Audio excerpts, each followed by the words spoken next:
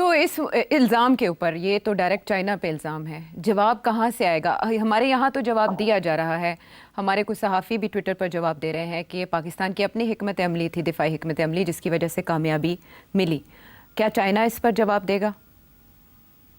नहीं, चाइना नहीं जवाब देगा। हमने जो दे दिया है, सिर्फ हमने जवाब नहीं दिया। देखिए ना, हमारी जो स्ट्रेंथ है वो सच्चाई में थी। हमने शुरू में ही सारे फॉरेन कॉरेस्पॉन्डेंट्स और दुनिया को बता दिया कि इस तरीके से हमने ये सब कुछ किया है। जी जो सारी ब्रीफिंग्स डीजी आईएसपीआर ने की या एयर मार्शल्स ने की, जी दे वर एक्सीलेंट ब्रीफिंग, जी। एक्सीलेंट। सारे फॉरेन कॉरेस्पॉन्डेंट्स जो है ना वो कन्विंस हो गए कि we are telling the truth, and it was a day by day briefing, hour by hour. जी तो इंडिया ने तो हर स्टेज पे छुपाने की कोशिश की ना, जी। जो कि उनके खिलाफ गई है ये बात कि वो तो ट्रांसपेरेंट है ही नहीं, इंडियन गवर्नमेंट और इंडियन आर्म फोर्सेस। तो इसलिए I think we scored much better on transparency, honesty, integrity. और हमने बता दिया कि भाई इस तरीके से सारा कुछ हुआ है, जो कि India was not even experiment thinking कि इट वुड बी जैसे वो परवीन सोनी साहब कहते हैं कि it was a concerted effort. पूरा एक प्लेटफॉर्म था। It was not just the aircraft, it was not just this or that, it was a whole system, ecosystem बनाया हुआ था in order to combat the advantage that the Rafales had, which they succeeded in doing. And this is something India will now have to work to see. How do you offset this? Because the Rafales are genuinely Zabardast aircraft, except that they found a way of negating them, Pakistanis. And that is where the brilliance lies. Risk-taking, adventure, and professionalism. Training. No joke. And coordination, communication. बाकी ये कि जी Indian Chinese satellites जो हैं, वो बेदू satellite जो है वो इनको इंफॉर्मेशन दे रहा था। यार कौन सी इंफॉर्मेशन चाहिए थी आप? All you needed to know was के जी आपके जहाज जो है ना वो चढ़ गए एयर में। वो तो आपके एवैक्स जो है पाकिस्तान वालों ने, वो तो 500 km तक देख लेते हैं। वो तो हमें नजर आ रहा था जब से वो ऊपर चढ़ना शुरू, तो उसके सैटेलाइट की तो जरूरत नहीं है। Not you need a Chinese satellite to put the coordinates of the missiles, for God's sake. ये सब ड्रामा है कि चाइनीज सैटेलाइट्स और ये और वो। कमाल है। कोई इनफैक्ट अगर किसी ने किसी की help directly in the war की है physically, that's Israel. Israeli drones, Israeli know how. Indian media ने खुद ये रिपोर्टिंग की है आयशा कि Israeli technicians were in Delhi, were in India, helping the Indian armed forces during this time. तो वो पाकिस्तान पे इस तरह से ब्लेम शिफ्ट करना चाहता है। लेकिन अगर असल लड़ाई इन अ वे, ये इंडियन जर्नल भी तस्लीम कर रहे हैं, वहाँ ये बात भी हो रही है, असल लड़ाई अगर चीन के साथ है तो जैसा रवैया भारत पाकिस्तान के साथ रखता है वैसा चीन के साथ रखना मुमकिन है इंडिया के लिए? नहीं, सवाल ही पैदा नहीं होता। देखिए ना, इंडिया ने, चीन ने अभी तक कोई जवाब नहीं दिया। चीन के एक दो प्रोफेसर्स हैं जो कि हमेशा इंडियन मीडिया उनके पास जाता है, वो आगे से अपना मौकफ देते हैं, और वो मौकफ जो है वो बड़ा इंडिपेंडेंट किस्म का मौकफ होता है। But of course it reflects the Chinese way of thinking and the Chinese policy. Chinese government की तरफ से कुछ नहीं। वो अगर कुछ करते हैं तो वो एक्शन के साथ करते हैं, और वो एक्शन आपने देख ही लिया।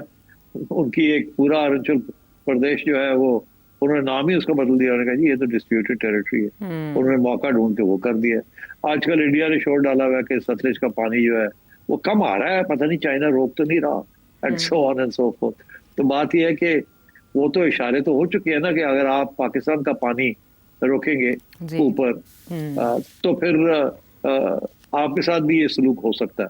और ये बात तो पाकिस्तान भी कहता है और चाइना भी ऑफिशियली कहते हैं कि पाकिस्तान और चाइना ऑल वेदर फ्रेंड्स।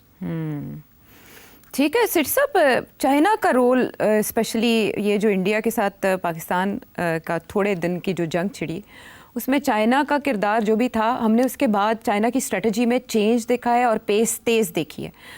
अब ऐसी बाज़गश्त है कि सार्क के मुकाबले में एक मुतबादल प्लेटफॉर्म माइनस इंडिया चाइना बनाने पर गौर करा है, जिसमें बांग्लादेश और पाकिस्तान होंगे शामिल। कितना ये प्रैक्टिकल होगा, प्रैक्टिकली कितना मुमकिन है, और इसमें भारत के लिए फिर क्या सबक है?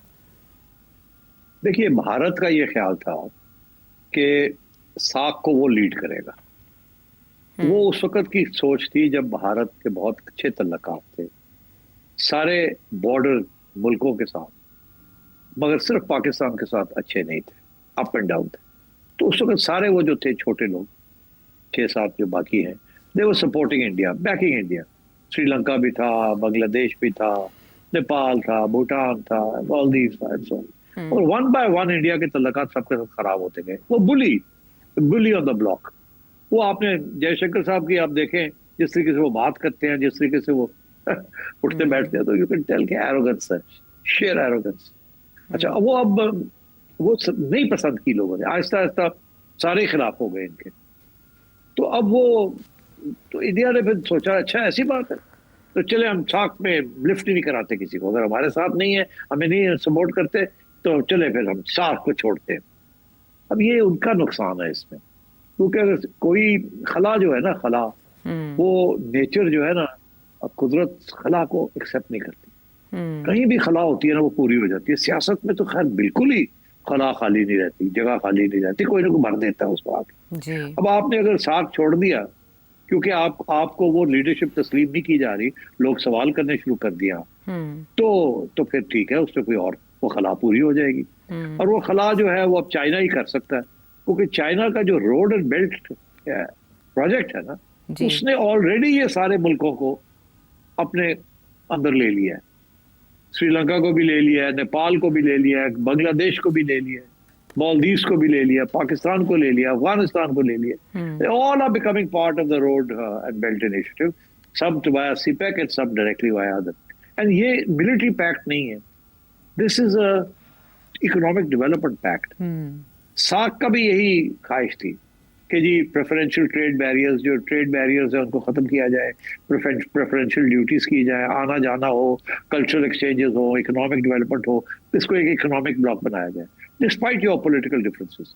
मगर India was not ready for that. India wanted the political power behind it, मगर वो नहीं मिला ना, because this ended up screwing up their relationship with everybody. तो अब चाइना जो है वो बिल्कुल इस किस्म की बात नहीं करेगा।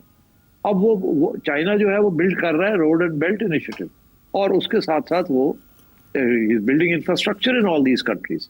अब श्रीलंका में पोर्ट बना दी, पाकिस्तान में ग्वादर कर दिया, सिपेक कर दिया, नेपाल में सड़क बनाने जा रहे हैं ताकि तजारत बढ़ सके, उधर सेंट्रल एशिया में जा रहे हैं towards Iran and so on and so forth. Maldives में भी पहुंच गए हैं to help them out development. So that is the Chinese model.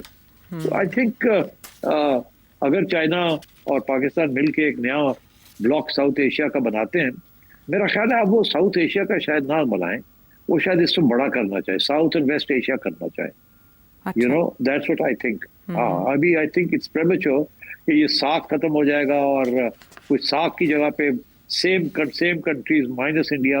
मेरा ख्याल है इसको फिर अब अगर इंडिया को माइनस ही करना है तो इनको फिर वेस्ट एशिया की तरफ जाना पड़ेगा, सेंट्रल एशिया की तरफ जाना पड़ेगा, तो फिर वो शायद थोड़ी बहुत ओवरलैपिंग ना हो जाए विद SCO। तो ये अब देखना है कि what sort of block will emerge. But इसमें कोई शक नहीं है कि ऑल दीज कंट्रीज जो पहले सार्क का हिस्सा थी, except for India, all of them will now become part of the Chinese Road and Belt Initiative, and I think some sort of cooperation, formal cooperation system or platform will emerge. अब वो किधर जाते हैं, India को सोचना चाहिए। I think India should have a rethink. India को SAARC नहीं छोड़ना चाहिए, सार्क को वापस रिस्टोर करना चाहिए, और ये जो कल्चरल एक्सचेंजेस हैं और पीपल टू पीपल है, तजारत है, इसको बढ़ाना चाहिए। अनफॉर्चुनेटली नरेंद्र मोदी की जो सियासत है, it's based on war and anti Muslim sentiment and Islamophobia और हिंदुत्व, और वो नहीं चलेगी। तो मेरा ख्याल है बीजेपी को जाना पड़ेगा बिफोर इंडिया पाकिस्तान और सार्क की स्पिरिट जो है वो फिर से रिवाइव होगी।